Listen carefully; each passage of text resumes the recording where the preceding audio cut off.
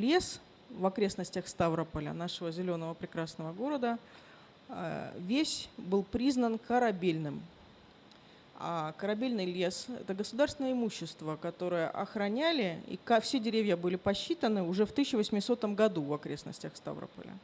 И то, как пытались его защищать вот с момента, с 1800 года, показывает о том, как бы могли защищать и археологию в то время. И попутно мы находим новые планы, свидетельства и археологические объекты в архивах, и они сплетаются в такую довольно интересную картину,